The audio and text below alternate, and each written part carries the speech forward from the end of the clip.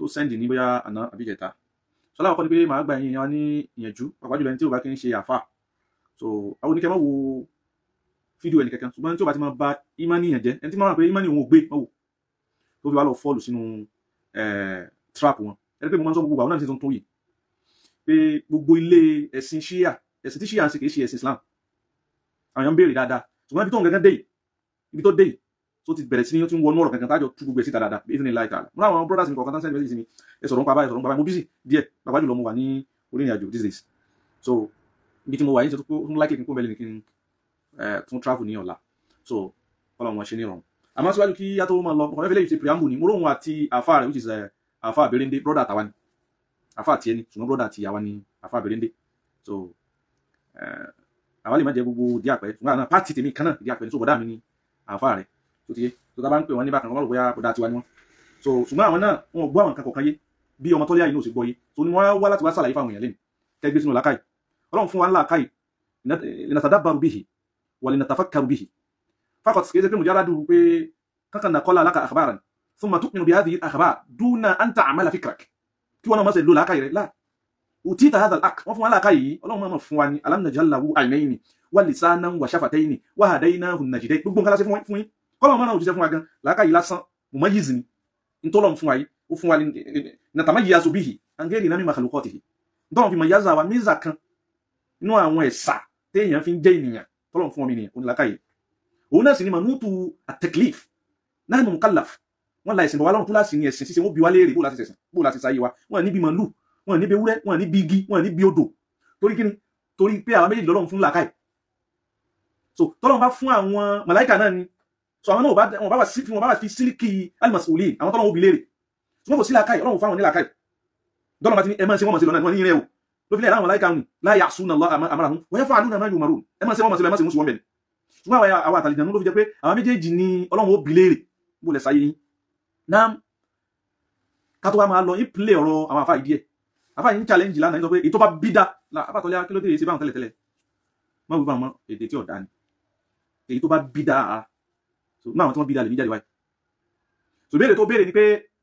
àwọn àyímọ̀ tó ànábì sọ àdísì tó wà sọ híhu ni ànábì ní la yazalu haza din azizan àdísì tó fẹsẹ̀ nílẹ̀ ni ànábì ní ẹ̀sìn yìí la yazalu azizan kò ní yẹ kò ní gbò ní ti azizan tí ó mọ jẹ́sìn àbíyì tí ó mọ jẹ́sìn àtẹ́wọ́gbà tí ó mọ jẹ́sìn fáàrí ẹ̀sìn olóńtì ẹ̀sìn Islam ni hatta yaliya ithna ashara khalifa títí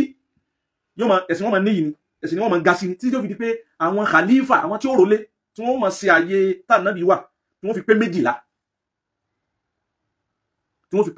ànábì wà lákẹ́ àwọn ní kulluhum ànábì wà ní kulluhum gbogbo àwọn méjèèjìlá táwọn yìí min Quraysh ìran Quraysh ni wọ́n ti jáde ànábì ò ní min Bani Hashim náà àwọn Bani Hashim tó jẹ́ ànábì ní min Quraysh níta béèrè ni pé hal Abu Bakr radiyallahu ta'ala anhu min Quraysh na'am min Quraysh sábà Bakr sẹ́nà Quraysh ni na'am ìran Quraysh ni hal sayyiduna Umar radiyallahu ta'ala anhu faruqu hadhihi al-umma hal huwa Qurayshiyun na'am bikulli fami bimil'i famina innahu min Quraysh ni hal sayyiduna Uthman dhu nurayn hal huwa min Qurayshi hal huwa Qurayshiyun ìran Quraysh ni na'am huwa Qurayshiyun hal sayyiduna Ali radiyallahu ta'ala anhu Qurayshiyun na'am huwa Qurayshi da nabi winu àwa kan àwọn wá làwọn méjèèjì láì bí táwọn ṣe àti sọnù àmọ́ síwájú kó tó di pé a wọnú ọkọ̀ náà lọ ẹ jẹ́ kí n play ọ̀rọ̀ wọn àtàfà rẹ̀ díẹ̀ lẹ́yìn tí wọ́n jẹ́ bọ̀dá àtàwà àwọn àfà wa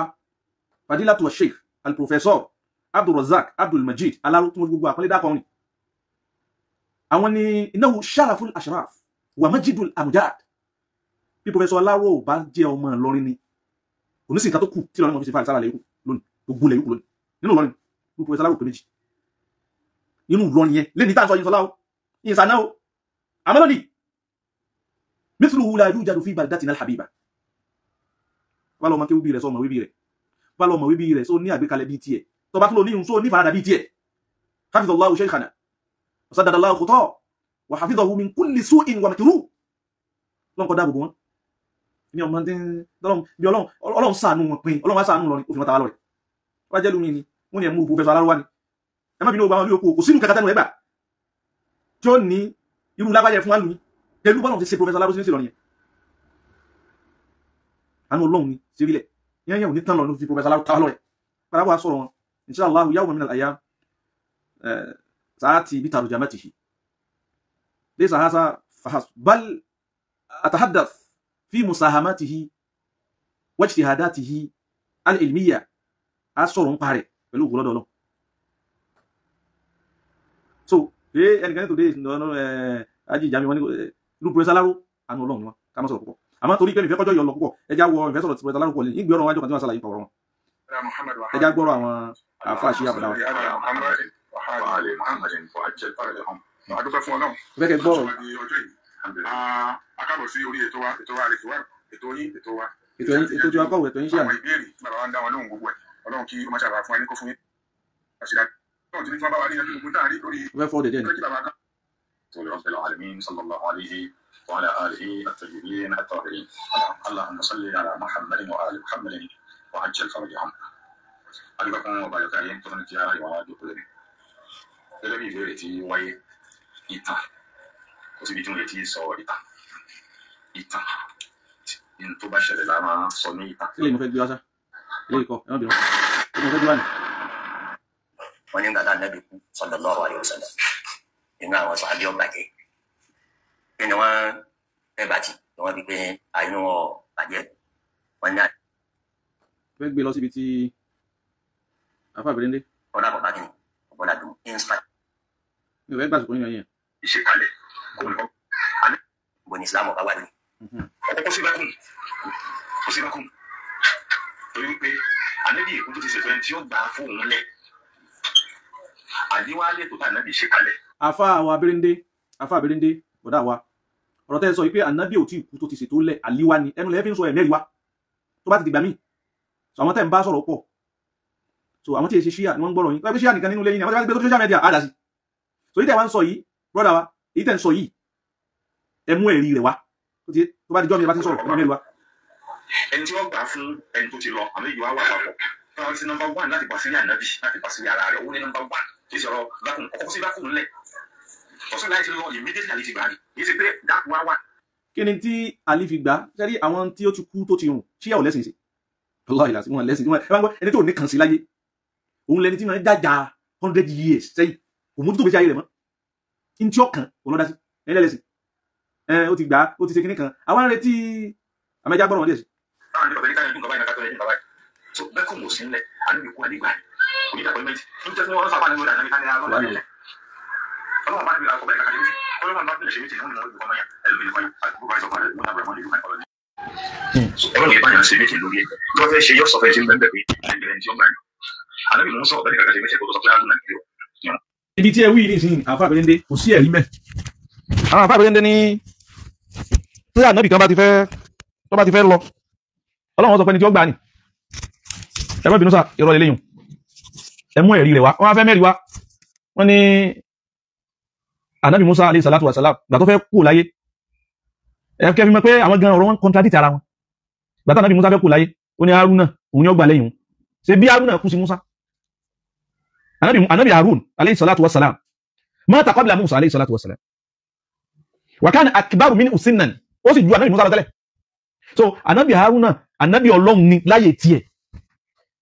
nínú Ọlọ́run ránṣẹ́ sí Musa má lọ́dọ̀ Fìráúnà Musa sọ fọ́lọ́run pé òun má bẹ̀bẹ̀ fáàrí sí ìlà Haruna ránṣẹ́ sí Ànábì Haruna ọmọ ìyá mi náà ránṣẹ́ sí kó kún mi lórí mission yìí èyí ṣe tó fi bẹ́ẹ̀ ó ní fàkánà àfùsọ́hà mi ní lisanan àbí wúwà àfùsọ́hù mi ní lisanan ọ̀rọ̀ tiẹ̀ clear ju tèmi lọ tó ní wọ́n ní akálòlò Ànábì Musa alayhi salatu wasalam akálòlò náà sì ni lẹ́fí sọ pé ìrẹ́ Ọlọ́run wà lórí kókó dàtà mi lisani kókó ahọ́n mi táwọn èyí gbọ́rọ̀ mi yé yìí bá ń tù Ọlọ́run sì ṣe bẹ́ẹ̀ fún ó sì gbàdúrà rẹ̀ tó kèé wá ṣe àrólé kèé ṣe pé Musa lọ́sọ fún pé Haruna náà járólé nínú Ànábì Musa Ànábì Ọlọ́run Haruna láyé tiẹ̀ náà Ànábì Ọlọ́run tó yí tẹ́wì ìkọlọ àfi kẹ́ mẹ́rin mi ìwà kẹ́ fi bá kẹ́ kẹ́ mú ẹ̀rí mi ìwà kẹ́ fi bá kẹ́ tó lórí eléyìí òun ọ̀ya ǹdẹ́ ti mọ̀ kọ́rọ̀ yọ̀ lọ ẹ̀fọ́ sọ èwo ni káwá múnú méjèèjì ẹni Musa àti Haruna ẹ̀tún wájẹ̀ pọ̀ ọ̀bẹ Ọlọ́run ọ̀bẹ nìkan sọ̀rọ̀ ọdún méjèèjì tó fi ní Yushau ní òrùlé fún wọn tẹ́gbẹ́ ẹ̀mí tẹ́fẹ́ mímẹ́ ṣé Haruna ni orólé fún Musa ni àbí Yushau ẹmú kan méjèèjì àbáwọn méjèèjì tẹ́bá ní Haruna ni a sọ fi bí Haruna kọ Haruna kú sáájú Musa alùkú sáájú Musa tẹ́bá wá ní Yushau lórólé Sayyiduna Musa kìí ṣe pọ́rólé fún kòrólé Ọlọ́run sọ náà lánàbì láyé ọ̀tọ̀ ti ẹni ọmọ kéwà nàbì Musa ni àmọ́ orólé kọ̀kòrólé talórólé fà nàbì Ibrahim Ọlọ́run ṣe wọ́n lánàbì Ọlọ́run láyé tí wọ́n lọ́tọ̀ ni níbo lẹ ti gbọ́ pé ẹgbẹ́ jáde ayé àná Al-Qur'an pé Ismaila la ní orólé fún ọ Isaka la ní orólé fún ọ àsàwọn náà lánàá bí Ọlọ́run láyé ọ̀tọ̀ọ̀tọ̀ ni so irú dáadáa náà fẹ́ contradict ara yín ẹni Haruna orólé fún Musa ẹtún ní Yushau ni Haruna wá kú sáájú Musa so àbárólé èèyàn máa kú tó máa ń jà lẹ́yìn ìgbà tó kú tó ti wà nù sáré sọ̀rọ̀ yín kò bẹ́sẹ̀ mu kò sì gbọ́kọ̀lọ́ náà. Ọlọ́run ní ma ṣe tọ́ba wípé òun nìkan ló mọ ọkà tẹ́lá ní kẹ́lẹ́ ṣe mítìn kó ló sì lónìí ẹni tó dọ̀tí yọkọ̀ sórí àga ọ̀dà ọ̀dà wọn fẹ́ yẹn tí wọ́n wọ̀dà wọn ni wọ́n sì wọ̀ ọ̀dà tí wọ́n yọ ìdá síra wọn níbẹ̀. níjọ tí Sayyiduna Ali radiyallahu ta'ala anhu wa ní sahabati ajma'in tó wá di khalifa tẹ́ ń sunkún lórí rẹ̀ dòní tó yẹ pé ní mission mi khalifa mi tẹ́ Sayyiduna Ali tẹ́ ń sunkún lórí yìí níjọ tó wá dàlífà ìjà ṣẹlẹ̀ àbí ọ̀ṣẹlẹ̀ wọ́n yọ àdá síra wọn àdá síra wọn ẹ wá dá lóhùn yìí àti tọ́lẹ̀ ọmọ yìí àtàwọn tó bá tún kún àbúwá sí ọmọ yìí tó náà ti ń gbójú jáde nísìn kó náà wá kun yín lórí ẹ̀ ṣé Sayyidina Ali wọ́n yọ àdá síra wọn wọ́n yọ àdá débi pé wọ́n padà pa Sayyidina Ali náà bí wọ́n ti pa Sayyidina Umar bí wọ́n ti pa Sayyidina Usman kẹ́mà ni wọ́n pa Sayyidina Ali ní gbogbo àwọn ìwé ẹ̀kọ́ tó mọ̀ sún wọ́n pa gbogbo àwọn àrólé àwọn ní ilé kan ní tí wọ́n pa Sayyidina Umar ní tí wọ́n pa Sayyidina Usman ní àbáwọn fọwọ́ lórí kú ní wọ́n pa àwọn náà ní tó kò sẹ́kùn kankan bẹ́ẹ̀ fẹjá máa gbọ́rọ̀ wọn lọ. yàrá àkọ́kọ́ ṣẹlẹ̀ Islam ò fẹ́ kọ́ ṣẹlẹ̀ ń yé dìbò yan aṣáájú ẹ̀sìn níwò èyí wọn ò gbọ́ ìdìbò yan wòlíì gbọ́ ìdìbò yan ànábì gbọ́ ìdìbò yan ọ̀rọ̀ sùúrù gbọ́ ìdìbò yan. ní ẹ̀rọ àwọn òṣèré ìdìbò yan kí wọ́n gbogbo ìtẹ̀ ń wí ṣáájú yìí ni àbá yìí ti sọ̀rọ̀ kan ṣáájú àbá àbẹ̀rẹ̀ yìí wọ́n ti sọ̀rọ̀ kan wọ́n lọ mú ọ̀rọ̀ khalifa jáde wọ́n lọ mú ọ̀rọ̀ khilafa jáde nínú Al-Qur'an àrólé ìní kan wọ́n sàn ń wí bára wọn kankan ní tí ń jàrólé gẹ̀ǹjẹ́ ẹsẹ̀ mọ́ èèyàn fàṣẹ àì ta ni Ànábì Adam alayhi salatu wasalam ta lórí fún tọ́lọ̀ fi ní ẹ̀yin màláíkà ní ja'ilun fil ardi khalifa Ànábì Dáúdù alayhi salatu wasalam ọlọ́ni ya Dáúdù inna ja'alnaka khalifatan fil ardi ọlọ́láwọ́ ọlọ́run ja'alnaka asíọ́ní khalifatan asíọ́ní khalifa wọn mọ̀ túnmọ̀ khalifa ní tí ń dàmú àwọn ṣíyà inú ìtumọ̀ khalifa náà kò yé wọn sí ẹni tí ń sàmójútó nǹkan òun náà ń pè ní khalifa tí ó mọ̀ sàmójútó rẹ̀ ó lè jẹ́ ànábì ọlọ́run ó lè má jẹ́ ànábì ọlọ́run so ẹja gbọ́n tọmọ ṣíyà iná ká tó wá wọnú ìbéèrè tó ń béèrè kan lára dáhùn lónìí akànfíta àfáà rẹ̀ kún ni pé àfáà rẹ̀ ń sọ̀rọ̀ kọ̀mẹ́rì kankan wá tí wọ́n ti máa báwọn èèyàn sọ̀rọ̀ àfáà ìbéèrè ẹ máa mú ẹ̀rí wá ẹ máa kó tiẹ̀ rí so ká máa ná kọ́ṣà àwọn ẹ̀rí tẹ̀ bá mú wá sọ́sọ̀ yìí wà bẹ́sọ̀ yìí ẹ má ṣe àwọn èèyàn lọ́nà náà ẹja gbọ́rọ̀ báyìí.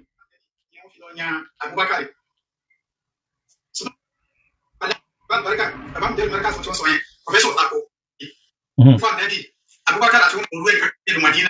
wọ́n ti sìnkú ànábì Abubakar àti Umar tí wọ́n fi òkú ànábì Muhammad sallallahu alaihi wa sallam tí wọ́n fòkú ànábì sílẹ̀ wọ́n ti sìnkú ànábì tí wọ́n ti sá lọ sí ibi tí àwọn olórí sáti máa ń ṣe mítìn. irọ́ ṣe báyé sí àjẹ́ báyìí tọ́lá irọ́ ṣe ràn ọlọ́run tó báyìí. kí ànábì ó tó dé ìlú Madina. ó ní àwọn Abubakar wọ́n lọ síbi tí wọ́n ti ń sún sà sẹ́sà kí fàtún Bani Sa'ida ta ló sọ fún ọpọ́ sà ni wọ́n ti mẹ́ tọ́wọ́ bá sẹ mọ́ gbogbo nǹkan ọgbọ́ ọlárúbáwọ̀ náà tí bó ló kíw tí léòsà náà ń pè sàkífàtù Bani Sa'ida ọ̀dà lọ sí ìwádìí rẹ̀ kìí sí léòsà gbogbo ẹni tí máa ń tàn tí ń fọ́rọ̀ ẹnu rẹ̀ tàn yìí kìí sí léòsà àmọ́ kó lè yá àwọn èèyàn àbáyá fún wádìí kò ló sì kọ́ lọ sí ìwádìí àmọ́ torí káwọn èèyàn lè sàǹfààní ńbẹ̀ ilé ìgbafẹ́ tí wọ́n ti máa ń ṣe fàájì gbàgede táwọn àwọn Khazraju àwọn ni wọ́n ní àwọn Bani Khazraji táwọn nàbí bá méjì náà lọ bá Madina al-Awsu wal-Azraj àwọn Khazraji àwọn ni wọ́n ní sàkífà yìí sàkífà náà ń pè ní sàkífà ní pẹ́pẹ́ tẹ́yàn kan tó ga sókè tí wọ́n sàtí bàbà sí àti bàbà náà ń pè ní sàkífà Bani Sa'ida tó jẹ́ tàwọn ìran kan nínú àwọn ìran Khazraju táwọn jẹ́ Bani Sa'ida wọ́n wá pè ní òsà tílẹ̀ yọ̀ kan tó sọ pé òsà ni wọ́n ń sin bẹ́ẹ̀ kó mú jáde orófò. tí a mọ̀ sí sàkífà Bani Sa'ida tí a bá gbàgbé ìka tó rú ìka lójú ni láyọ̀ wọn ì tí sìnkú ànábì Abubakar àti Umar wọn ti lọ sí sàkífà Bani Sa'ida wọn lọ ń ṣètò tàbí ọjẹ kọlífà lẹ́yìn ànábì ìyẹn ni pé ifo Professor Abdulrasaq Aláró. gbogbo ẹ̀yin tẹ́ ń pàtàn bá ànábì ti kú ẹ̀ ń pàtàn Abubakar ẹ̀ pàtàn lọ́rin àtàfàjá bára lọ́rin ìbánimọ̀ ìlókò ẹ̀ pàtàn Ìlọrin ìtàn Sheikh Alimi àti tàfàjá ẹ̀ pàkàgbọ́ ẹ̀ fi tànábì lẹ̀ ìtàn lọ́rin ẹ̀ pa báwọn ẹ̀kọ́ gbọ́ bí wọ́n ṣe ń dáwọ́kà fún pé ẹ bá tọ́mọ ọkọ ẹ̀ pàtàn lọ́rin yálà ìní kan sí ẹ̀sìn. kòtà kun tí bàbá Barika sọ tí wọ́n sọ yẹn Professor tako àwọn kan sọ pé tí wọ́n ṣe yẹn ó dáa ni torí pé wọn ò fẹ́ kí àdàfo wà láàrin ànábì láàrin ìjọ lórí ànábì àtẹ̀tí ó gbà kó fún ànábì ìyẹn wọ́n fi lọ yan Abubakar. ṣùgbọ́n nígbà tí àfa. wọ́n takò bó ti máa parọ́ mímì náà wọ́n parọ́ máa fọ́ fún wa bó ti máa parọ́ náà Kamilu náà ti lóhùn gbà ó Kamilu lóhùn gbà pé ànábì yẹn àlífà kalẹ̀ ìgbàdo ní ọlọ́run náà ànábì ọ̀yẹ́ khalifa kankan lẹ̀ la min qaribin wala min ba'id gbogbo àwọn ahadisu allati tafuhuna biha kulluha ahadisun da'ifa in lam takun mawdu'a gbogbo àdísì tó lẹ́ni ìmí ìbẹ̀tọ̀ pé àgbélẹ̀rọ ni èyí lẹ́rọ tó ní tó wọ̀ yí gangan wọ́n jẹ́ wá kọ́ àwọn àdìsí jáde ìbéèrè tó béèrè á dáhùn rẹ̀ lónìí á dáhùn rẹ̀ bíṣì kẹ́yìn egun méjì láti dáhùn rẹ̀ ń dáhùn kan lónìí ìkejì ń fi pamọ́ ìjọ tó kó àwọn alámọ̀ rẹ̀ jáde lórí social media yìí nìsín gbogbo ní tí pápátá tí wọ́n fi sàwọn ìlànà stop rẹ̀ anything ìwọ àti bẹ́rẹ̀ àfa rẹ̀ tẹ́ bá ti gbé jáde báyìí a mọ̀ sàlàyé ẹ̀ fáwọn èèyàn ẹ̀yìn tẹ́ ní ẹ̀dá kò sáà ẹ̀fìn lẹ́ máa béèrè lọ́dọ̀ àwọn àfa mi sẹ́ni tí àwọn ọmọ sí àyẹ̀jẹ̀ mójútó wọn ní sí àwọn èèyàn lọ́nà àwọn àtàwọn àwánù àwọn tí wọ́n ràn wọ́n lọ abadan nígbà fún wọn ẹjọ́ mọ̀ pa àwọn ọ̀rọ̀ ìrọ̀lẹ́ yìí sọ. olórí tiwa afábìlá ìgbẹ́rẹ́dẹ́. àlẹ́ alámọ̀ tí kan sọ rí tí ò mẹ́rin wa ọlọ́run níyà àlífà kò níyà alábì kan ní lọ kí wọ́n sọ alábì kan tí ó dé àwọn alu muhammad àwọn salli ala muhammad wa ali muhammad salamun ala ali yasin ìbẹ̀rẹ̀ alukurani ibi tọ́lọ̀ tí ní salamun ala ali muhammad yẹn mú jáde káde anábì ọlọ́run kẹsàn-án yasi ọlọ́run sì dápọ̀ àwọn aráalé ẹ̀ ìké mi ọlọ́run àláfíà mi ìtutù ojú mi èmi ọlọ́run kọ́ mọ́ bá àwọn alu yasin àwọn ilé ànábì ọlọ́run yasi ibi tọ́lọ̀ ti dápọ̀ alu muhammad yẹn mú jáde alukurani yálà ìní kan sí tẹ́ndẹ́sì ọlọ́run balẹ̀ kí ọlọ́run àlàlámà tí wọ́n rọ̀ ìkànsọ̀ yorùbá lásán fún wọn fún mẹ́gbà tó mọ̀ kàtíra kan yẹ rojọ́ kí wọ́n mọ̀ àfá àbẹ̀rẹ̀ ń dé nọ̀tọ́líbùkún min hadratik so à ń fẹ́ látọ̀dọ̀ yín gbogbo èèyàn bẹ́ẹ̀ bá ti sọ̀rọ̀ ẹmọ́ sọ̀rọ̀ erí mọ́ ẹmọ́ mẹ́rin wáyé sí ti kọjá kẹkẹrẹ rojọ́ bí parọ́tì láà so nọ̀tọ́líbùkà bil hujja hayyid ma taquluhu bil hujja ọkà máa tẹ máa rojọ́ máa rárá. àdínkù ọkọ̀ ara àdínkù àrísìkì kí ọlọ́pàá kọ́ bá sí fún wa àgbàkà nígbà máa ti àwọn ará rẹ̀ ọya bẹ̀rẹ̀ àtìgbọ́ ya ìgbà táwọn fẹ́ sọ̀rọ̀ lórí ọ̀rọ̀ yẹn gbogbo alágbọ́n tó ń sọ wọ́n ní rárá ohun tí pòfẹ́sọ̀ sọ yẹn kò rí bẹ́ẹ̀ torí pé kò tiẹ̀ sí gáàpù kò sí fákùmù kankan rárá láàrin ìjọ lórí ànábì àti ẹni tí ó gbà nígbà sọlẹ́mì ẹ̀fẹ́ wọn sàlàyé rẹ̀ ni àwọn sheikh fadila sheikh nana abdulmajid ẹlẹ́yà hafizahullah wa ti sàlàyé ibẹ̀ tó kúnná èése so eléyìí nǹkan méjì ni àyè méjì ló sílẹ̀ ní islam tí wọ́n gbọ́dọ̀ sádà hazaini thugurayi awil farujayi so yani nǹkan kan ti sófo níbẹ̀ ni tó yẹ pé alìsílámù nafsuhu fi dhalika alwaqti yahtaju ila man yasuddu dhalika alfaraq àwọn àyè tó pòfò ni wọ́n ní di ẹni tó kọfà rẹ̀ tó da ìpẹ̀bú Sayyidina Ali àwọn tí yanjú kan nínú ilé ètí tí ó sí Abubakar wa náà ti mọ̀ tíra ṣíà náà ló gbé jáde bá ti kà fún yín lónìí Ali Abubakar fẹ́ wọlé pẹ̀tọ̀ bóun ni ó sì yọ ìwé jáde nínú tíra ṣíà náà láti kà fún yín lónìí ta kó ti péjì ó sì yọ pépà jáde pẹ̀tọ̀ nígbà náà bí kọ́ lóun lọ́wọ́ ni o èyí ṣe kí ló rà náà bí kọ́ olóhùn nìkan àti kìnìkan àwọn nìkan òwò ẹ̀hún káwọn yòókù dóńtà àwọn Abubakar sì dóńtà bọ́sẹ̀ jẹ́ pé rọ́nà ni àmì ẹja gbà fún rẹ tíra àwọn náà ló gbé jáde bẹ́ẹ̀ ọba sì jẹ́ pé ọba wọ lójú tún bí mílẹ̀ tí ń gbé jáde nínú tíra yín ó ti gbé jáde nínú tí wọ́n bí mílẹ̀ tún gbé jáde gẹ́ Abubakar sì dúró àti Umaru wọn wọ́n ń wẹ̀ wọ́n gẹ́gẹ́ báwọn náà ṣe ń wí bí ṣe ń bẹnu tíra wọn àwọn ìdílé Bani Saida àwọn Khazraju wọ́n ti lọ ibi tí wọ́n ti máa ń gbàgede wọn wọ́n ti máa fẹ́ sọ̀rọ̀ fámìlì wọn tí wọ́n ti máa ń sọ kójọ síbẹ̀ wọ́n ti ń wé láwà nífẹ̀ẹ́ nìkan àwọn tí wọ́n jẹ́ kínní lẹ́yìn ànábì gbẹlẹ́ nìkan tí wọ́n bá Abubakar àti Umaru báyìí ní ṣẹlẹ̀ o àwọn yóò fi wá dìde àbí kí wọ́n wò wọ́n kí wọ́n gbé láwà nílé yẹn lérí tán kí wọ́n gbé létán kọ́ bá ti gbà wọn kó dógún Abubakar sọ fún ọmọ ẹja lífà nígbà tí wọ́n aládé tán ní kí wọ́n sàgbọ̀rọ̀ fẹ́ nìkan kọ́ sà jẹ ọ̀gá náà Abubakar ti Umaru tẹ́wọ̀ rẹ̀ kọjọ̀ gáríwá lórí oníláyé òun ò ní amma qawman wa fihim Abubakar lókùn tàbí Abubakar bá mẹ́wájú òun ní jẹ́ lílà kankan òun ní kọ́ tẹ́wọ̀ rẹ̀ ó sì tẹ́wọ̀ rẹ̀ nǹkan kò sì jù máa ń lọ wọ́n sì fi wéńsí Ọlọ́run ẹ̀wọ̀n abẹ́ yìí lẹ tòrò mọ́lẹ̀ gbáko títì láti jọ yìí ẹ̀sìn tó yẹ kẹ́ẹ̀sì ẹ̀ mójútó ẹ̀ rojọ́ òsì. láti wá sọ wípé àwọn kan sá lọ sí Sẹ̀kífà láti lọ yan tani ọ̀jẹ̀ kò ní fà. èyí tó wí sí òsínú tíra yín bẹ́ẹ̀ bẹ́ẹ̀nu tíra yín bẹ́ẹ̀ sínú tíra wa nìkan bó ti rí òun lásàlàyé yìí nìkan bá dìbọn kí kò sínú tíra yín bẹ́ẹ̀ tíra lùsùn nìkan lọ́wọ́ mo fẹ́ kí ẹ di ọ̀rọ̀ yín mú dáadáa o. ẹ̀yà sọ. excuse professor Razak Aláròyé wípé wọ́n fẹ́ kí àlàfo wà láàrin ìjọ lórí ànábì àti ẹjọ́ gbàgbọ́ fún ànábì làwọn Abubakar fi lọ sí ohun tí wọ́n ṣe yóò fi pákó ànábì tì ṣùgbọ́n àfa àwọn aláàmà Abdullahi Berende bàbá wa wọ́n ní rárá kò tiẹ̀ sí àlàfo rárá torí pé ànábì ti ṣètò kalẹ̀ tani ó jẹ kò ní fà tó ń bá fayé lẹ̀ ilé ìyàtọ̀. ètò tá ànábì ṣe lẹ̀ àti wọ àtàfà rẹ̀ Berende ẹ̀ méjèèjì ètò tá ànábì ṣe lẹ̀ gbé jáde fún gbogbo ayé báyìí àwọn méjèèjì látẹ̀ ń sunkún wọn tẹ́ẹ̀ tí yé dá ẹkún wọn láti jọ yún tẹ́ẹ̀ ń sunkún wọn yìí ẹ gbé wọn jáde fún wa kárí wọn olóògbé lọ́wọ́ àwọn afálùsùn náà kí wọ́n dáhùn rẹ̀ kí wọ́n wá sàlàyé kò sí ní tọ́kàn wá pẹ̀lú àwọn méjèèjì látòun kò sí ní tọ́kàn wá pẹ̀lú wọn torí pé àwọn ṣíyà burúkú torí àwọn èèyàn àwọn ṣíyà yìí wọ́n tako ìfẹ́ nú wọ́n tako ìfẹ́ àṣẹ àti tí sẹ́yìn náà àdídúró lórí àwọn gẹ́gẹ́ tako torí pé politics tí wọ́n fi ń ròyìn tán fi ń tì sọ́dọ̀ àwọn sọ̀rọ̀ ní táwọn ń ṣe gẹ́gẹ́ nu ní tí wọ́n ń ṣe gẹ́gẹ́ òun ni wọ́n ń ṣe rọ́mùlù rẹ̀ sí Abubakar sí Umaru sí sẹ́yìn náà Usman àti gbogbo wọn ẹ̀mí jágbọ́rọ̀ ìṣòwò ká tó ṣàlàyé fún yín. ẹ̀sìn àwa ṣíà kí n pè bẹ́ẹ̀. wọ́n wulẹ̀ pé bẹ́ẹ̀ ẹ̀sìn ṣíà tẹ́lẹ̀ náà ni kì í ṣẹ̀sìn Ọlọ́run sí ọ̀ lẹ́sìn mislu hadha ad-din alladhi tumarisuna antum laysa fil islam bi shay'in lam yata'allaq bi ruknin min arkani hadha ad-din kò fi bí kankan so papọ̀ mẹ́sìn innahu la dinukum di ẹ̀sìn yín ni kì í ṣẹ̀sìn Ọlọ́run nínú mi dùn kó mú jáde báyìí ẹ̀sìn yín ni wọ́n wulẹ̀ ní kọ́ pé bẹ́ẹ̀ àti àwọn àsàlàfíà eléyìí sì nìkan tó mú wa yàtọ̀ àwa gbà wípé kìláfà ọ̀rọ̀ ìmáàmà ọ̀rọ̀ kan tẹ́ bọ́lá àwọn ọba ló máa ń yàyàn síbẹ̀ kìí sí ọ̀rọ̀ ìbò gẹ́gẹ́ bí àwọn pọfẹsọ Abdulrasaq Aláró báwọn ṣe rí àwa sí àgbà wípé ọlọ́run bá ní yẹn kọ̀rífà látẹnu. èyí tó wí ọwọ́ takun tó fẹsẹ̀ rinlẹ̀ wà tọ̀gá rẹ̀ ọ takun tó fẹsẹ̀ rinlẹ̀ nínú tíra yín wà púfẹ̀ fún nísìn ọ̀rọ̀ khilafa ọ̀rọ̀ anábì ọlọ́run ìjà anábì ọlọ́run máa ń yàyàn ni ọlọ́run máa túnṣe ẹni tó bá wù ó sì túnṣe Musa nìyẹn so bàbá anábì Musa lam yakun nabiyya èyí sànábì ọlọ́run bó ti túnṣe anábì Ibrahim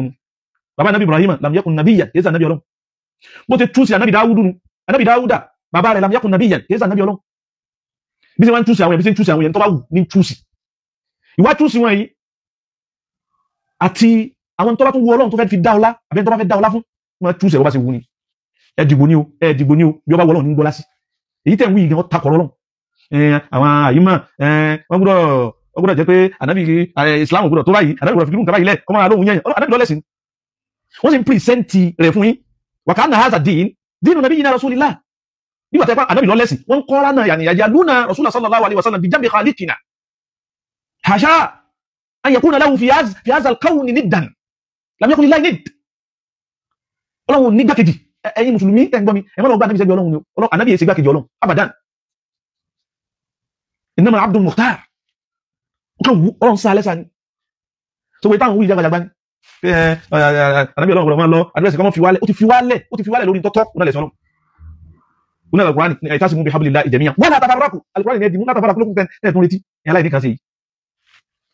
so ame ja sọ̀rọ̀ tan kí tó wá prove fún ai ni kan ṣe ní bá wọn ká Ànábì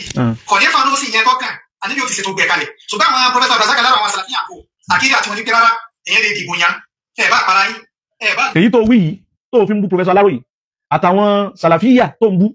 àtàwọn tó láwọn àǹkó làwọn tó tọ́ èyí tó wí ó takò ọ̀rọ̀ Sayyidina Ali wọn prove fún ní èyí gangan lẹ́ ń takò ọ̀rọ̀ Sayyidina Ali yàrá ìnìkan sí tẹ́ndẹ̀sìn ẹ máa wo ọ̀rọ̀ Sayyidina Ali mú ẹ́kà fún ẹ̀ wọ́n pè tíra kan ní kitabu Sulaym buni Qis al-Hilali Sulaym buni Qis al-Hilali tabi'un jalil min atba'i Sayyidina Ali radiyallahu ta'ala anhu ìkànnì ọmọ kí wá gba Sayyidina Ali so kọ́nínú àwọn nàbí náà lè wá kọ́nínú al-awwal wọn ní kẹ́ gbọ́rọ̀ tọ́fẹ́ sọ yìí tẹ́fì mọ̀ fáwọn ṣíyà yìí wọ́n nìkan sí wọ́n takò àṣẹ olórí wọn èyí Sayyidina Ali tọ́lá wọn gbà fún tán torí ẹ̀bá ilé ìrọ́ni Sulaym buni Qis al-Hilali kí mo pé tabi'un jalil ìkànnì àwọn àtibáwò Sayyidina Ali àwọn ọmọ kí wá gba Sayyidina Ali ni tábí ni tíra náà ẹni tó ha kọ́kọ́ tó ta kíkù rẹ̀ Muhammadu Bakr al-Ansari az-Zinjani at-Tab'atul Ula Iran wọn ni wọ́n ti tẹ̀ tíra náà ọya ẹjá lọ page 291 page 291 Sayyidina Ali ọkọ̀ lẹ́tà wá sẹ́ndì ẹ̀ sí Muawiya gbọ́n Sayyidina Ali ẹgbọ́n sẹ́wọ̀n pé òun sọ pé khalifa àwọn àyímọ̀ wọ́n wá láyé ànábì náà ṣùgbé wá ànábì dákọ̀ wọn ànábì ìṣẹ́gbá gbogbo ọkọ̀ àtàbà rẹ̀ tí wọ́n jọ ń pa àwọn yòókù wọn ẹ bá gbọ́ o àwọn tí wọ́n takọ̀ àfà wọn takọ̀ ẹni tọ́lá múlá àfà tọ́jọ́ ọ̀gá tiwa tó já sáájú wa Sayyidina Ali wá fi lẹ́tà ránṣẹ́ sí Muawiya wá dìbọn kẹ̀mí ọ̀bá níbẹ̀ ó ní wàlí wájib ẹ máa gbọ́ ó ní wàlí wájib èyí tó sọ̀rọ̀ yẹn tó túláàsì fi hukmillah nínú ìdájọ́ Ọlọ́run tani sọ̀rọ̀ yìí Sayyidina Ali ní mo fẹ́ fà jáde ni pé ṣé khalifa wọ́n máa dìbò yẹn ni àbí Ọlọ́run ni wọ́n pàṣẹ pé mo mú lágbájá ẹ máa gbọ́ ó ní wàlí wájib èyí tó túláàsì tọ́jọ́ yẹn fi hukmillah nínú ìdájọ́ Ọlọ́run wà hukmul Islam àti ìdájọ́ ẹ̀sìn alàlè mùsùlùmí lórí gbogbo mùsùlùmí kọ̀ọ̀kan ẹ máa gbọ́ alàlè mùsùlùmí lórí gbogbo àwọn mùsùlùmí kí ni tọ́jọ́ ọ̀rọ̀ yẹn lórí gbogbo mùsùlùmí kí ni kan náà ilẹ̀ Sayyidina Ali ba'da ma yamutu imamuhu lẹ́yìn ìgbà tẹ́ni tó bá já sáájú bá kú bá nàbí ti kú bá Abubakar ti kú bí Umaru ṣe kú bí Usmanu ṣe kú abẹ́jáde látọ̀dọ̀ sí Ọlọ́run bá nàbí ṣe kú rẹ̀ Sayyidina Ali kí ló tún láti gbogbo àwọn mùsùlùmí olókú ni àwọn yòókù tál àbí wọ́n pa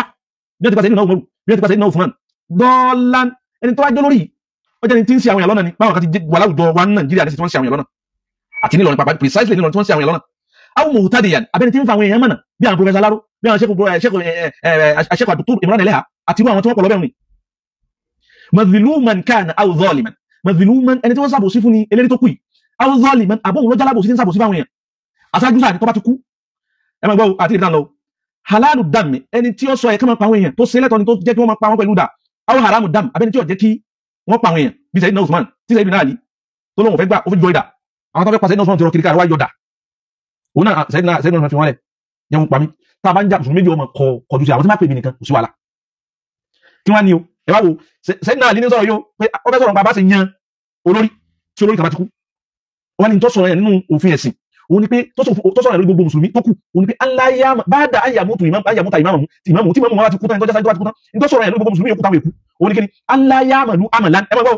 wọn gbọ́dọ̀ ṣiṣẹ́ kankan wala yuhdithu hadathan wọn sì gbọ́dọ̀ dá nǹkan kan lẹ̀ wala yuqaddimu yadan wọn gbọ́dọ̀ tí wọ́n kan síwájú wala rijlan wọn sì gbọ́dọ̀ tí ẹsẹ̀ kan sẹ́yìn wala yabda'u bi shay'in wọn sì gbọ́dọ̀ bẹ̀rẹ̀ nǹkan kan qabla ṣáájú an yakhtaru tí wọ́n choose tí wọ́n select li anfusihim fún ara wọn káwọn mùsùlùmí ó choose fún ara wọn imaman ẹjọ́ jà ṣáájú mi lẹ́dí náà lè lórí o ọ̀ràn yẹn sí ní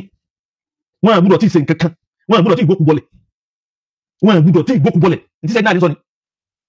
wọ́n di bọ́ǹkẹ̀ bí pààrọ̀ ọ̀bá ka sọ fún àfàrẹ̀ bẹ́rẹ̀ wọ́n di bọ́ǹkẹ̀. so sẹ́yìn náà ní wal-wajib tó tún láti fi hukmillah ọlọ́run ẹ̀bẹ̀ ọ̀ràn yẹn ló pè tẹ́gbẹ́tà ìbá sí ẹ̀jẹ̀ yà wà hukmil Islam àti ìdájọ́ tẹ́sí Islam fi rinlẹ̀ tí ala al-muslimin fún gbogbo mùsùlùmí. ẹ wọlé wàlékùn sálám ẹ jáde mo ti bọ́rùn àkótó ọ̀la ṣé ìfẹ́ nǹkan jù bye bye wọ́n láti ká sọ̀rọ̀ àbí.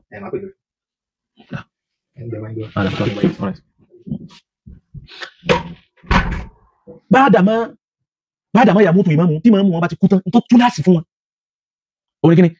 wọn gbọ́dọ̀ sí kankan ṣé náà nínú wọn mú wọn bí tafsir wọn sára ilẹ̀ ẹ̀kọ́ kan wọn gbọ́dọ̀ jẹun wọn gbọ́dọ̀ mú mi wọn gbọ́dọ̀ wáṣọ wọn gbọ́dọ̀ ṣeré wọn gbọ́dọ̀ ìwọ̀n ká oríṣiríṣi qabla an yakhtaru síwájú kí wọ́n tó túùsì kí wọ́n túùsì pé tálá fún tani di aṣáájú báyìí an yakhtaru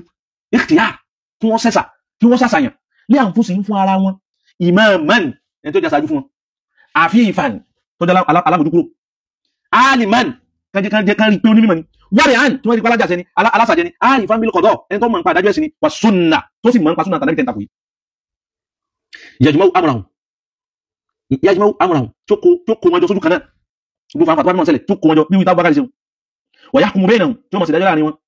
wa ya'khudhu lil mazlumi min adh-dhalimi haqqahu tí wọ́n mọ̀ gbẹ̀tọ́ fáwọn tí ń sàbòsí fáwọn èèyàn. so sẹ́yìn náà àlíwá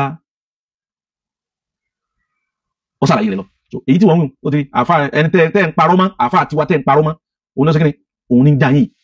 sẹ́wárí ní tí ń sọ yìí kìí sọ nìkan ní sọ ń bẹnu àwọn tíra wọn ń kàtíra fáwọn kan àgbà náà nísìn ń pa fáwọn ní Kashiful Ghita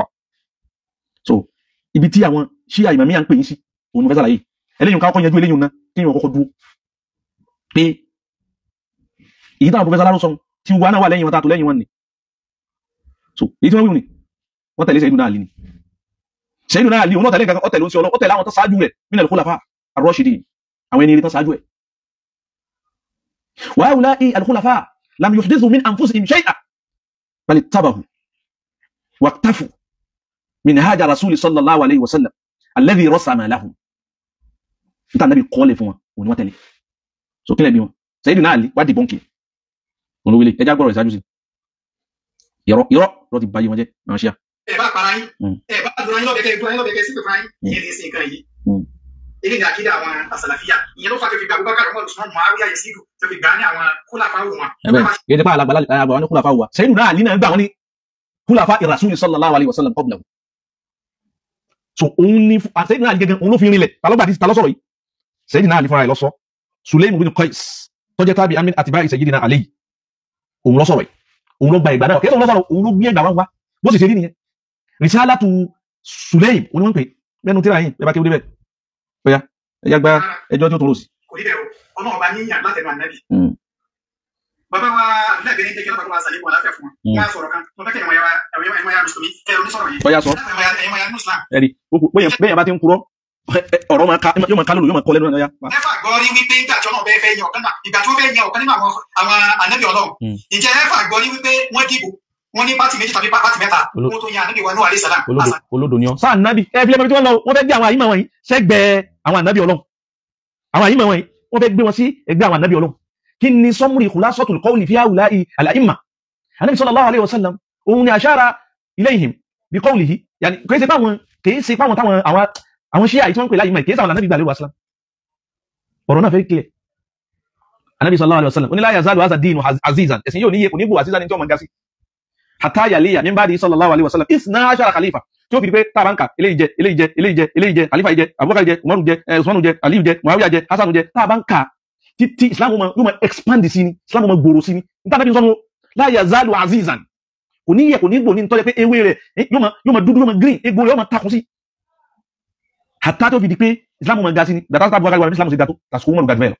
tàṣkò Usman gàgbẹ́ lọ Islam ń fẹ̀ sí ní expand títí tẹ́fì máa kàpé àwọn tán rólé ànábì wọ́n pé 12 nígbà ànábì wínú àwọn ṣíà alọ́jọ́kù àwọn ṣíà àwọn Persian àwọn ọ̀tá ẹ̀sìn Islam nítorí pé Sayyidina Hussein ìkànnà àwọn ànábì sallallahu alaihi wasallam ó fẹ́ ọmọ ìlú wọn wọ́n mú wọn ní Sayyidina Ali ara àwọn àyímọ̀ méjèèjìlá ni Hassan tó jẹ́gbọ́n ara àwọn àyímọ̀ méjèèjìlá lára bíbínú Husseini ẹ máa jàmbá tí wọ́n ṣe ẹ máa gbé irọ́ọ̀sì ẹ mú Sayyidina Ali 1 Sayyidina Hassan tó jẹ́ Fatima tó jẹ́ Sayyidina Ali 2 Sayyidina Husseini ó di 3 àwọn mẹ́tẹ̀ẹ̀ta wọ́n lọ́pṣọ̀n láti yọ Sayyidina Ali kú wọ́n lọ́pṣọ̀n láti yọ Sayyidina Hassan kú ẹ máa wò Sayyidina Husseini wá fẹ́ ìyàwó tọ́kọ̀ ìkànnà àwọn ìyàwó rẹ̀ tó wá fẹ́ ó wá jọmọ̀ ìlú wọn ẹ̀yọ̀ kan tí ṣe àrẹ̀mí politician wọ́n wá lọ sásọ́ndà rẹ̀ gbogbo àwọn èyí tí yóò bí fún wọn àtàwọn àrọ́mọdọ́mọ rẹ̀ wọ́n wá sọ àwọn ikú di 9 àwọn mẹ́sẹ̀sán yòókù wọn á rò tí wọ́n jẹ́ 12 lápapọ̀ ìdí ṣe àti Hassani òbí mọ́ tọ́lá àfà Bẹ́rẹ́ndé Hassani kò bí mọ́ ọmọ tí ẹ ò sí kò lẹ́tọ̀ọ́ sí kọ́ jẹ́ kan náà ìkànnà àwọn àyíma méjèèjì tó jẹ́ gbogbo àwọn Hussein lẹ́kọ́ sí torí pé òun ti fẹ́ ọmọ Iran à ń sin lójú ni wallahi àmà sọ eléyìí bughdan li ahad aw karahiyatan li ahad faqat linubasirakum bil umuri al khafiyya aw allati takhafaha haula ndi wọ́n pamọ́ nan tó láti lè fún yìí yọ́ ni na máa sẹ́nu bẹ́rẹ̀bẹ́rẹ̀ rọ́sì kan Ànábì wa Ibrahim alayhi salam Ànábì wa Musa alayhi salam Ànábì wa Isa alayhi salam kó tó wá dé orí Ànábì wa Muhammad sallallahu alayhi wa alihi lẹ́tà tá Ànábì kọ sí tọ́lọ́n kọ sí Dáúdà ọmọ tá Ànábì Dáúdà bí alayhi salatu wasalam wọ́n pọ̀ lọ jàrá èyí tẹ́ pé Ànábì Sulaiman lọ́n tún sí láàrin wọn sọkọ̀ lẹ́tà sí fún Ànábì Sulaiman lòun sí lánàbì ni sọ́bẹ̀ fún wa náà Al-Qur'ani ibi tọ́lọ́n ti kọ lẹ́tà Ànábì Dáúdà igan lọ́lọ́n ti kọ lẹ́tà sí kó sọ́lá Ànábì Ọlọ́run Ànábì Dáúdà kẹsà Ànábì Ọlọ́run aslam jagunjagun ni in jagun lẹ́yìn Ànábì Tọ́lútù ni Tọ́lú sígbàtà Ànábì Ọlọ́run Tọ́lútù tó palẹ̀ tán lọ́lọ́run kan tú sí ẹni ẹ̀yìn Ànábì Ọlọ́run kan ní wọ́n ti gbá wọ́n sàwọ́ wọ́n máa rójọ́ bí obìnrin ìjà ìbò ni wọ́n fi yan àdígbà Muhammad ìjà ìbò ni wọ́n fi yan àdígbà Muhammad wọ́n ní fi jẹ́ àdébí wa àbí Ọlọ́run ọba ló yàn a kì í fi ìbò a kì í fi mítìn a kì í fi àkójọ a kì í fi yan àdébí Ọlọ́run. ibi tó wí ẹja padà sínú tíra ọ̀rọ̀ Sayyidina Ali ní bí mọ́mù kan bá ti kú tán torí ẹ̀tẹ̀ ẹ̀sẹ̀dé kìtàbù Sulaym bùnú Qais al-Hilali ìkanú àwọn ọmọ kéwù Sayyidina Ali ẹni tó ti tàkíkù tíra òun ni Muhammadu Bakr al-Ansari az-Zinjani Tawbatul Wula Iran ni wọ́n ti tẹ̀ Midanul Hadi so ibẹ̀ ni wọ́n ti tẹ̀ so kí ni tí Sayyidina Ali in summary tó wí nípa pé tẹ́yẹ̀ bá kúkú láti yan olórí torí ẹmúra nísìn ẹni lọ́bí ẹ̀rọ lọ́gì ó ní wàlí wájìbù ní tó túláàsì fi hukmillah nínú ìdájọ́ Ọlọ́run tó fi sínú Al-Qur'ani wà hukmi Islam àti ìdájọ́ àtẹ̀sìn tánàbí fi sẹ́sì tó fi kalẹ̀ sínú súnà rẹ̀ wípé túláàsì ní al-muslimin fún àwọn mùsùlùmí tí bada máa yàmútu ìmáàmù tí máàmù wọn bá ti kú ẹni tó já sáájú ẹ̀sìn tó bá ti kú áyà ọ̀ràn yẹn ní kíni rẹ̀ Sayyidina Ali ní sọ̀rọ̀ áyà khataru li anfusihim kí wọ́n túùsì fún ara wọn imaman ẹni tó já sáájú mi láàrín wíkílẹ̀ wí ọ̀yà rújọ́ rẹ̀ síwájú rẹ̀ a kì í fi yan wòlíì Ọlọ́run bẹ́ẹ̀ ni a kì í fi yan tani ọjà àrùlẹ́yà Ànábì ìbò kọ́ la fi yan mítìnì kọ́ la fi yan. Sayyidina Ali pè ọ́ nírọ́ Sayyidina Ali ní tó túláàsì al-Wajibu page 291 kìtàbù Sulaym bùnú Qais tàkíkù Bakr al-Ansari ẹyẹ parọ́mọ́ tọ́lá yẹ parọ́mọ́ wá di bọ́ǹkì ọ̀rọ̀ yìí tíra tá ń kà fọ́ kìtàbù Sulaym bùnú Qais al-Hilali tabi'un jalil min atba'i Sayyidina Ali ń bẹ́nu tíra yín tíra lẹ́tà tó kọ ní page 291 ó ní wàlíwá Sayyidina Ali wàlíwá àjìbù in tó tọ́ra yẹn in tó túláàsì fi hukmillah nínú ìdájọ́ Ọlọ́run wà hukmil Islam àti ìdájọ́ ẹ̀sìn alal muslimin fún gbogbo mùsùlùmí nígbà tó ń bẹ àtìgbà tó ń wò sí bada ma yamutu imamu tí imamu wọn bá ti kú tán kí ni tó túláàsì wọn Sayyidina Ali an yakhtaru li anfusihim kí wọ́n ṣe mítínì láti choose ẹni tí yóò jẹ́ ìmáàmù fún wọn an yakhtaru li anfusihim kí wọ́n dòkó kí wọ́n sàṣàyàn kí wọ́n select ẹni tí ó jásájú fún wọn Sayyidina Ali lógélé dẹ́ẹ̀tì mọ̀ pé òpùrọ̀ ní ṣe yàn wọ́n takọ̀rọ̀ Sayyidina Ali wọ́n tí a fà wà láàmà lẹ́gẹ̀rẹ́dẹ́ wọ́n tí wọ́n sọ nìyẹn. wọn ò máa ní ẹjẹ́ máa ka tíra yín tíra àwọn ẹgbẹ́ wọn máa kà kí wọ́n máa tí ń bẹ́ẹ̀ tíra lóṣù náà wọ́n máa lọ́ka. ẹ wá kọ̀ǹpìà tí wọ́n sọ yìí ẹ kọ̀ǹpìà rẹ̀ máa wọ́n ti Professor Abdulrasaq Alaro sọ wípé ẹ̀kún táwọn bí ó ṣe yan ọgbọ́n bí ó ṣe yan Abubakar kò yàtọ̀ sí fẹ̀tọ́ bá wà torí wọn ò dìbò. ọ láwọn èdè dẹndẹwulẹ ẹsẹ èdè dẹndẹwulẹ ó ní lẹ́nu fẹ̀tọ́ pàwà kọ́ fìtó pàwà ni. wọ́n tún máa bí ọ̀rọ̀ mẹ́wàá kì í ṣe consultation àti ẹ̀mọ́tà ní pé wọ́n kẹsà sọ pé jáká yẹn síbẹ̀. ọ̀rọ̀ tó ní ẹ kọ̀ǹpìà yìí ẹ kọ̀ǹpìà ọ̀rọ̀ tọ́lẹ́à ẹ kọ̀ǹpìà ọ̀rọ̀ afá rẹ̀ afá Bẹ́rẹ́ndé ẹ kọ̀ǹpìà ọ̀rọ̀ wọn ẹ wá gbé sí ọ̀rọ̀ ẹ kọ̀ǹpìà rẹ̀ sọ̀rọ̀ Professor Alaro ẹ wá gbé méjèèjì ń nì ẹ wá gbé sórí ọ̀rọ̀ tẹ́tún fẹ́ gbọ́ ilé ẹ̀kan sí tíra wo ni tíra kìtàbù Sulaym bùnú Qais al-Hilali ẹni tó ṣe tàkíkù tíra náà Muhammadu Bakr al-Ansari az-Zinjani Shia ni Iran ni wọ́n ti tẹ tíra náà ní page 291 tó bá ní ìbéèrè ọ̀bí kí n send PDF rẹ̀ sí ọ nísinsìnyí n send PDF rẹ̀ sí ọ nísinsìnyí in fact wọ́n yà ń post yẹ gbé sórí page mi Sayyidina Ali ní wal-wajibu page 291 kitabu Sulaym Sayyidina Ali ní wal-wajibu fi hukmillah in tó túláàsì fún gbogbo mùsùlùmí nínú ìdájọ́ Ọlọ́run ba'da ma yamutu imamu tasáájú wọn bá kú bá Ànábì ṣe kú kí ni tó túláàsì o Sayyidina Ali ní an yakhtaru li anfusihim imaman kí wọ́n choose ẹlòmíì kí wọ́n tó ṣe anything mọ́mọ́ àlì sọ bẹ́ẹ̀ ó ní kí wọ́n tó ṣe anything ìbẹ̀rẹ̀ kan àmọ́ bẹ́ẹ̀ ní tíra ìbáyìí ó ní tó túláàsì an la ya'malu amalan wọn gbọ́dọ̀ sí kankan kódà wala yuhdithu hadathan wọn gbọ́dọ̀ mọ́ lọ́fọ́sọ́ wala yuqaddimu yada wọn gbọ́dọ̀ gbẹ́sẹ̀ kó bí tí wọ́n wà ọwọ́ tí kò bí tí wọ́n wà wala rijlan wọn gbọ́dọ̀ gbẹ́sẹ̀ kó bí tí wọ́n wà wala yabda'u bi shay'in wọn gbọ́dọ̀ bẹ̀rẹ̀ kankan wọn gbọ́dọ̀ sí kankan qabla an yakhtaru li anfusihim imaman wọn gbọ́dọ̀ tí gbókù bọ́lẹ̀ náà Sayyidina Abubakar ṣe wọn gbọ́dọ̀ tí gbókù bọ́lẹ̀ qabla an yakhtaru li anfusihim síwájú kí wọ́n tó túùsì fún ara wọn imaman ẹni tó jásá jẹ́sìn mi ẹ máa parọ́ báwọn yẹn máa ti parí tọ́lẹ̀sìn máa sẹ́ndì méjèèjì máa sẹ́ndì ẹ̀sọ́ péjì ní láìtààlà orófò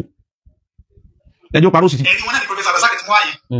ẹ̀rí pẹ́tẹ́ bá wùdá lẹ́rí pé kò tiẹ̀ bá láàkà ìmú kọ̀ǹpí ẹ̀pẹ̀lú tí bàbá wa àdàlámà Abdullahi Gẹ̀rẹ́gẹ́ ọ̀rọ̀ tí mo sọ yìí ti Sayyidina Ali ẹ kọ̀ǹpí àtọmọ yìí ẹgbẹ́ sí ẹgbẹ́ join ẹ̀ mọ́ta fáre ìkànnì ẹ wá gbé ọ̀rọ̀ Professor Aláró ẹ dá gbé báyìí ẹ wá gbé ti Sayyidina Ali ẹgbẹ́ sáà wọn títa lọ́ba Sayyidina Ali lọ títa lọ́kọ̀ yìí ti Sayyidina Ali àwọn aláìní kan sí ọya lójú ọ̀rẹ́ sí. kọ̀ǹpí ẹ̀pẹ̀lú tí wọ́n sọ bàtà tí wọ́n gbọ́ àmì méjèèjì tán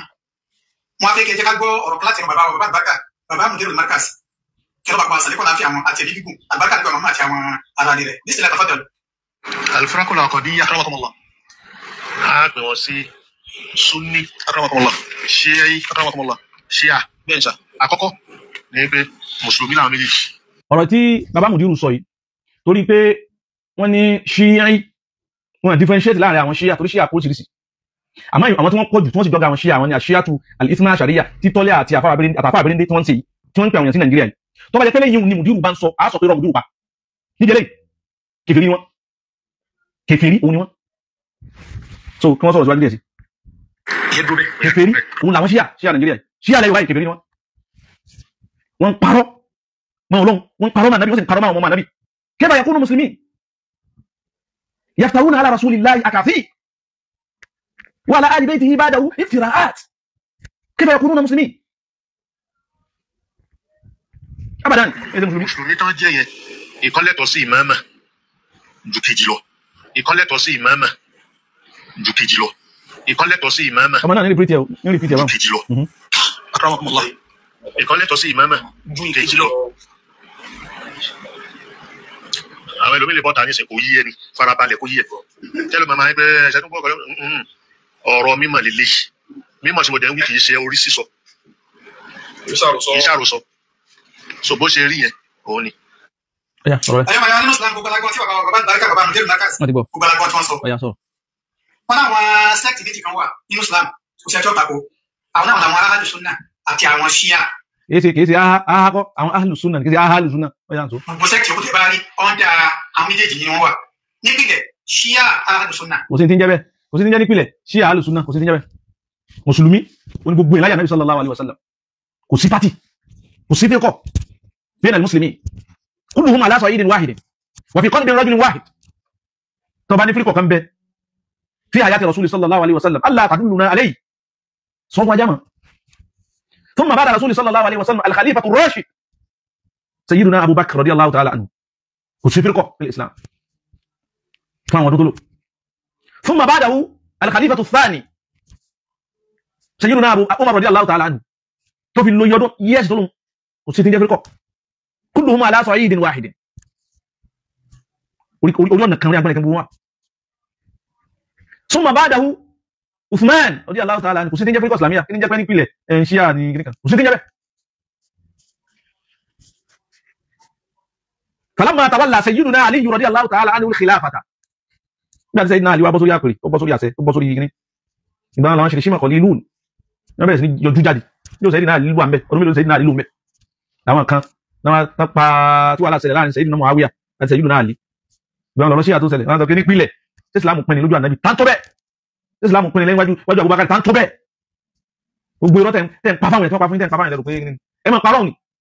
lókùnrin àtàbà sí ìbẹ̀rù ilẹ̀ ayé a máa jayin hatta nukubara bi idhnillahi ta'ala ọ̀rọ̀ bàbá Mudiru nǹkan fẹ́ kama sí torí aljáwù ti wà háàdì jáwù ti farabalẹ̀ so òun lè jẹ́ fẹ́ kama sí tọrọ wọn àmọ́ tí wọ́n bá ti wá ń sọ a máa kama lórí ọ̀rọ̀ tiẹ̀ bismillah. mo rí ìjọra dáadáa ní fọfẹ́ lónìí bàbá wa ní àkọ́kọ́ náà bàbá kọ́ sọ̀rọ̀ kan bàbá ní ṣe rí àwọn Ahlu Sunnah yẹn àwọn sẹ́ẹ̀tì yẹn àti àwọn ṣíà àwọn méjèèjì mùsùlùmí làwọn méjèèjì. torí pé wọn ló wí báwọn ní sí wọn sọ fún kò sí ọlẹ́nu irọ́ ni àfi tán bá differentiate rẹ̀ ẹja mọ̀ gbogbo ṣíà kọ́ ni mùsùlùmí ṣíà al-imamiyya allati tumarisuha anta wa shaykhuk kò fáàrù ní èmi kọ́ mọ́ kò mọ́ bẹ́ẹ̀ àwọn fún ara wọn ní ẹja lọ́mọ tíra wọn wọ́n kò tíra kan ní aslu ṣíà wa usuluha aslu ṣíà ìpìlẹ̀ àwọn ṣíà wa usuluha àtàwọn tí wọ́n nígbàgbọ́ sí tí wọ́n dúró lórí rẹ̀ wọ́n fẹ́ sọ̀rọ̀ nípa níbi agbẹ́ ìmáàmà yìí wọ́n dá nǹkan kí nǹkan lẹ̀ nǹkan mẹ́ta lèyàn fi jẹ́ mùmínì fún ara wọn náà fi kẹta kún náà fi kẹrin kún sẹ́mi mú wíbẹ̀ èmi kọ́ mú wíbẹ̀ o ta ló wíbẹ̀ àfa àwọn Kashiful Ghita' ash-Shaykh Kashiful Ghita' alayhi ma yastahiqqu min Allah kálọ̀ wò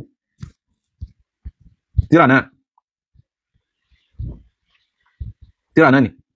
a bá ní ibi tíra yìí sọ́fúà 212 bẹ̀ láti bá ọ̀rọ̀ tí mo fẹ́ kà yìí kìí ṣe ibi tíra yìí nìkan lọ́wọ́ ó tó wà níbi tíra àfáà rẹ̀ tó kó tìjọba báyìí tó ní àfáà òní màjúlù dìde wáyà àfáà rẹ̀ wọ́n sàtìmọ̀ àfáà rẹ̀ òun náà ń pè ní al-Majlisi ó wá kọ tíra kàtà ń pè ní Biharul Anwar nínú àwọn ọ̀gá tíra wọn ni kálọ̀wọ̀ mujalladi 86 sọfà 196 àbá ọ̀rọ̀ ìbákan náà bẹ̀ tíra méjì mo kó ti fún nínú tíra wọn Kashiful Ghita' page 211 Biharul Anwar volume 86 mujalladi 196 lọ́wọ́ ni wọ́n kàn ní gbé kìíní sí fi yíò kó inú mẹ́bẹ̀ èmi ọ̀rá yẹ gbogbo à ń tẹ̀yìn àwọn afikiri kàtọ́ mú tíra yíò nísìn so ẹjá kan tí àfáà wọn yìí wí ń bọ̀rọ̀ bọ̀ ọ wá ní al-iman ó ní ẹ̀rí tí ń jẹ́ ìgbàgbọ́ nǹkan mẹ́ta náà ni tí wọ́n rẹ̀ jẹ́ mú mi ní qawlun so táwọn àfáà wa alùsùnà táwọn ní al-iqraru bil lisan kéèyàn fa wọn wí jáde báwo ti pè nù ó dáwọn àfáà alùsùnà pọ̀ tí kankan náà ni wa yaqinun ó ní i'tiqadu bil janan so òun ló ń pè ní wa yaqinun làwọn pè àwọn ṣíyà làwọn pè ní yaqin ó ní i'tiqadu bil janan kéèyàn fi ọkàn ó ní bìlífù sí àwọn nǹkan wọ̀nyí nítorí pé nígbàgbọ́ ni pé ọ̀fẹ́ rẹ̀ jáde amantu billahi mọ̀gbọ́lọ́gbọ́ ẹlẹ́ẹ̀kejì ni pé i'tiqadu bil janan aw bí ibarati ṣíyà al-yaqin kò lágbọ̀n dájú rẹ̀ sínú ọkàn rẹ̀ kí ẹlẹ́ẹ̀kẹta wa amalun òun ni iṣẹ́ so táwọn afáàlù sún ní wa iqraru wa amalu bil arkan wal amalu bil arkan kó kọ́ra ẹlẹ́mù mi ní ọlọ́gbà agbọ́ ń jáde lẹ́nu rẹ̀ tó gbọ́ ọ wá kú al amalu bil arkan ká máa rí pé gbogbo tó claim yìí à ń rí sẹ́ rẹ̀ lára rẹ̀ òun kírun òun gbáwẹ̀ òun ti gbá òun sáwọ̀ so mẹ́tẹ̀ẹ̀ta ni tí ò takora wọn lọ́dọ̀ àtàwọn náà ẹ̀yà mọ́kàn táfà yìí ó wá ní mẹ́tẹ̀ẹ̀ta yìí ó wá ní fàhásì yìí hiya usulul islam ó ní tó ń ka yìí òun ní ìpìlẹ̀ ẹ̀sìn wal iman àti ìnígbàgbọ́ bil ma'na al-akhas ní ìtumọ̀ èyí tó kúnná ẹ̀mọ́ agbọ́ ọ wá ní walakinna shi'ata tó ń náà bẹ̀lára oríṣùgbọ́n àwọn ṣíyà al-imamiyya títọ́lé ayé àtàfà bẹ̀rẹ̀ ní jẹ́ kan lára wọn tí wọ́n ń pè ní sí Nàìjíríà àtàwọn agbèrò wọn yìí zadu rukinan akhar wọ́n forí gun mí kún ẹ̀sìn ṣíyà kìí sẹ́sìn inú kí wọ́n yọ kó tọ́lọ́ àbí kí wọ́n fi kún bí wọ́n ti ṣe nánu èmi kọ́ mo wí ọba ọ̀rọ̀ tí ń ka yìí àfa àwọn náà ló ṣe Kashiful Ghita' page 211 lọ́wọ́ 84 Biharul Anwar náà page 84 sorry mujalla volume 86 sofa 196 ẹ máa gbọ́ ó ní walakinna shi'ata al-imamiyya àwọn ṣíyà yìí zadu rukinan akhar wọ́n forí gun mí kún kí wọ́n lórí gun náà ó ní wa huwa al-i'tiqadu bil imamiyya kó tó lè jẹ́ mùsùlùmí ó gbọ́dọ̀ nígbàgbọ́ pé àwọn àyímọ̀ méjèèjìlá tí wọ́n ránkún láti jọ ìtún oníṣẹ́un tí wọ́n fi ń dá ìsìlámù wúlò gbọ́dọ̀ nígbàgbọ́ pé lóòótọ́ ni àwọn ọlọ́run fún ara rẹ̀ òun ló yàn wọ́n ọlọ́run ló yàn wọ́n tó bá ti nígbàgbọ́ yìí ṣe mùsùlùmí so gbogbo ènìyàn ṣe ẹmọ yára mùsùlùmí ẹmọ yára mùsùlùmí assalamu alaikum warahmatullahi ìntàn yìí ni wallahi lazim ìntàn yìí ni so ẹmọ agbọ́n tàbí ìzọ̀ àfáyò ti dákẹ́ ó ní yàní ó ní ìtumọ̀ rẹ̀ ni pé orúkọ ẹ̀kẹ́ náà fi kún yìí ó ní anya takida kí ẹ tó bá jẹ́ mùsùlùmí ó ládìí ọkàn anna li imamata pé ìmáàmà àwọn àyímà méjèèjìlá yìí mansibun ilahi pé ipò kan ní tọ́ ẹ̀pọ̀ ọlọ́run ní máa gbé èèyàn síbẹ̀ ní máa ń yẹ̀yàn síbẹ̀ ọlọ́run fa ènìyàn yẹ̀yàn ẹ máa gbọ́ kánùbù wátì gẹ́gẹ́ bí àwọn ànábì ọlọ́run tẹ́ ń gbọ́ lọ́rọ́ ẹ máa gbọ́ ìdákẹ́ wípé kàmá anna Allah subhanahu wa ta'ala yahtaru man yasha'u min ibadihi lin-nubuwwati wa risalati ọlọ́run máa túùsì ẹni tó bá wù tí wọ́n ránṣẹ́ sí wọn tí wọ́n rán màláíkà sí wọn wọ́n ayélujú bil mu'jiza tí ó sì fi àwọn àrísẹ́ mọ̀ mérekù tí ó fi kún lágbára tí ó fi kún lọ́wọ́ pàmò ìfúnpá ànábì ọlọ́run ni allati tó yẹ pé hiya kanassin min Allah tó ṣe pé nasu ìtumọ̀ ẹni pé tẹ́kìsì wá látọ̀dọ̀ ọlọ́run ní lágbájá asọ́dà ànábì ọlọ́run làkásìgbè asọ́dà ànábì ọlọ́run túrólà asọ́dà ànábì ọlọ́run ó ní bẹ́ẹ̀ náà ni àwọn àyímọ̀ náà nasu wá látọ̀dọ̀ ọlọ́run náà àmọ́ létí nasu ẹ̀sán àmọ́ nasu kúrọ́ wa bẹ́ẹ̀ bá ti má di sì kan wa ẹ mọ̀ pé àwọ̀ verify rẹ̀ kaliman bi kalimi word by word láti ẹ̀kẹ́ àwọn justice Ahmad Ibrahim Sai ọlọ́run jáde wọn kọ́kọ́ sàlẹ̀kùn dáadáa wọn nínú àwọn dáadáa tọ́lọ́run sí fún ọ̀rìn wọ́n sọ̀rọ̀ kan jò ní wọ́n ní àwọn ṣíyà wọ́n mú òdodo wọ́n mú irọ́ òkè wọ́n mọ irọ́ lókè báyìí wọ́n mọ irọ́ sàlẹ̀ wọ́n á lọ mú òdodo wọn àti ìbọ̀lá àbí ká bá rí òdodo báyìí nísìnyí òdodo ni wọ́n á lọ mú ọkàn wọ́n lẹ̀mọ̀ yàn wọ́n wà fẹ́ kẹ́ gbàgbé papọ̀ mọ́ pé òdodo gbogbo ẹ̀ wọ́n ti ń ṣe so ẹ̀yà àwọn ìgbọ́rọ̀ ìlọ ó ní bọ́lọ̀ ṣe máa túsì àwọn ànábì ọlọ́run bẹ́ẹ̀ náà ló túsì àwọn àyímọ̀ yóò wà fún wọn ní mùjíza wáyà àmúhù nàbí yahu bin nassi alayhi yóò wá pa ànábì tó bá wà lásìkò láti bí nẹ́sì àlẹ́ yìí pé kó ṣe kíni kó sọ̀rọ̀ lé lórí kó fún níwèé kó ránṣẹ́ ọlọ́run ránṣẹ́ sí ọlọ́run ránṣẹ́ ìlà àwọn kíni wọ́n tara wọn sọ ọlọ́run màláíkà Jibril sànábì pétọ̀ lẹ́tọ̀ bá ti kú tán o àlí ni ìmáàmù lẹ́yìn rẹ̀ tóun bá ti kú tán o hasan ni ìmáàmù lẹ́yìn rẹ̀ tóun bá ti kú tán o hussein ni ìmáàmù lẹ́yìn rẹ̀ tóun bá ti kú tán o ali ọmọ hussein ó ní irọ́ òsì wọ́n yàn síbà wípé ká ànábì òní yàn síbà wú imaman linnas kó sì gbé sí ààyè ó gbé kó sọ fáwọn èèyàn pé eléyìí ni ó rò lé mi lẹ́yìn mi o biliwazọ ifi alẹ́tì kánà alànàbí ayàkúmọ̀ bí agbógun tẹ́ kánàbí ọlọ́run mọ́ sí òun náà lòun náà mọ́ sí síwà wọ́n yàtọ̀ fún pé anna ìmáàmù pé àwọn ìmáàmù àwọn ìmáàmù láyúhá ilayhi ẹmọ gbọ́rọ̀ ibi tí a ń lọ ní ọ̀rọ̀ kìfìrí ni láyúhá ilayhi wọn ní máa rán màláíkà Jibrilu sóhun wọn ní máa rán màláíkà Jibrilu sóhun kànàbí gẹ́gẹ́ bí ànàbí wàyí náà máa ṣùgbọ́n yatalaqqal ahkama minhu ìtumọ̀ rẹ̀ pé àwọn adájọ́ ẹ̀sìn ọ̀rọ̀ kìfìrí pọ̀ lọ́dọ̀ àwọn ọkùnrin yatalaqqal ahkama minhu kò ní ọlọ́run ní máa rán Jibrilu sí ṣùgbọ́n ẹ̀tọ́ bá jẹ́ àyímọ̀ náà àyímọ̀ rọ́sí wọn kójọ yatalaqqal ahkama yóò máa gba àwọn adájọ́ ẹ̀sìn tọ́lọ́run anábì fẹ́ kúnlẹ̀ lọ́nà al-yawma lónìí akmaltu alaykum dinakum àti parí ẹ̀sìn ti pé ẹ̀yà máa gbọ́rọ̀ ọ̀rọ̀ yatalaqqal ahkama minhu yóò máa gba ìdájọ́ ẹ̀sìn látọ̀dọ̀ rẹ̀ látọ̀dọ̀ ànábì tí àwọn àyímọ̀ wọn communicate pẹ̀lú ànábì ní sáré wọn aláìní kan sí máa tẹ̀sídídín ìlàhí ẹ̀rí máa tẹ̀sídídín ìlàhí pẹ̀lú pé gbogbo tó bá ti wá fẹ́ béèrè òní ọlọ́run kan sáré mọ́ fún ànábì nínú sáré ìmọ̀ wọn masáré gbà lọ́wọ́ ànábì fanabi ànábì muballighun anillah yóò máa jẹ́ pé òun ní jíṣẹ́ ọlọ́run wọ́n lè ìmọ̀ muballighun aninabi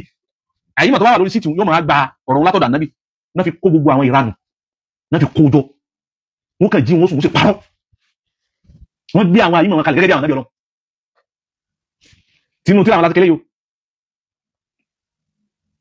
ẹ̀rọ wọn ni wọ̀yẹ̀ sáré túnà wọn ni mẹ́jẹ̀ mú wá ní ayàkú náà ma'suman kánàbí kèfèrí làwọn kìíní pé àwọn àyímọ̀ ni wọ́n gbọ́dọ̀ jẹ́ ma'sum ẹni tí ó gbọ́dọ̀ dẹ́ṣẹ̀ kánàbí gẹ́gẹ́ bí àwọn ànábì ọlọ́run straight away gẹ́gẹ́ bí àwọn ànábì ọlọ́run àwọn wọn lè dẹ́ṣẹ̀ wọn lè dẹ́ṣẹ̀ a sì kátàrà kan fún yín ní àná tẹ́ bá ń tí gbàtà short video tí Sayyidina Ali lóhun àti Sayyidina Abdurrahman bin Auf àtọkùnrin kan yashrabuna al-khamra àwọn mọtí sáà nàbí Muhammad náà mutí lọ́dọ̀ yẹn ṣíà àbọ́ tí mú mi ẹsẹ̀sẹ̀ àdíṣ tó ti wà sọ yíò ni àdíṣ tó wà sọ yíò lọ́dọ̀ yíò pé Sayyidina Ali ìmọ̀tí bó ṣe tó ṣe sọ ha àtọ̀hún gbọ́ sọ ha ilé yìí náà torí wọ́n sọ pé àdíṣ táwọn kayo sọ yíò ni bó ṣe gbà tọ̀hún tó ẹlọ́wọ́ rìjálù rẹ̀ sí káà àwọn rìjálù tọ̀hún náà sí kọ́tù lónà àwọn ògbà wọlé àti tọ̀hún àti tìyìn àwọn ògbà wọlé àmọ́ wà mílùká mu'amalataka lana bó ti ń ṣe lọ́nà ọba yìí ṣe sọ yẹn wọ́n yá mi Islam àwọn ṣe àyímà bí yẹn bá tọ́yìn wọn ìyẹn sófò ayé àtàlùkíyàmà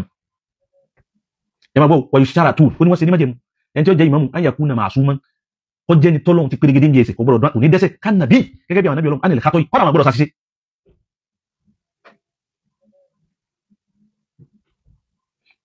so nínú àwọn aránu tí wọ́n kọnu wádìí bọ́ǹkì lẹ́yìn náà kò yé sí àwọn èèyàn lọ́nà ẹ̀yẹ́ ń fi ìṣẹ́jú márùn-ún sí ká gbọ́ ọ̀rànù sí lẹ́nu rẹ̀ díẹ̀ sí. ilé ìjẹ́ ìdáhùn fún ọmọ kan tó ní péjì Al-Abror Da'wa Forum ó ń bi àwọn èèyàn léèrè wípé ẹ̀kọ́ ṣe fún mi ó challenge gbogbo ẹ̀yin tẹ̀lé ọkùnrin àdáwì àwọn information rẹ̀ ní kéṣe pọ́nìtì tó bẹ́ẹ̀ ìwé fún ẹ̀kọ́ ẹ̀sùn ìtẹ́yọ kan nílẹ̀ Yorùbá tí ọkùnrin tó ṣe ní Islam ẹ̀sùn fatuwa ẹ̀yọ kan tó rí dá ó fi ìmọ̀ darí ẹ̀sùn kẹ́kẹ́ tó dá ọkùnrin ló wá sọ ó sì gbádùn ọ̀dọ̀ wọ́n láì sọ́jáde bí ìbá ṣàgídí inú bí wàá ṣe ṣe lèmi ó lè sọ̀rọ̀ fámìlì yín bẹ́ẹ̀ we don't care.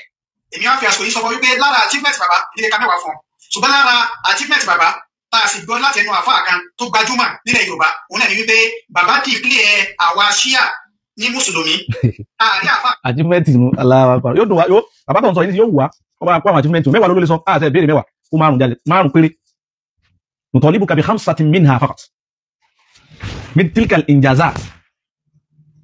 so allati qulta anna hadha shaykh anjazaha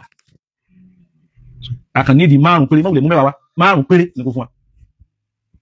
na bí tí máa play ọ̀rọ̀ rẹ̀ dé ní ìnínú àmọ́ bẹ̀rẹ̀ kan bẹ tọ́lọ́run tó ń tọ́ba bí ẹni tó bá tó bẹ̀ nínú àwọn lóògbé kébì ò dá sí náà tó rú pé tó wí ni pé àmọ́ tí fi dá sí ọwà mẹ́ ó ní ìtọ́ba tó bẹ̀ nínú àwọn sáláfí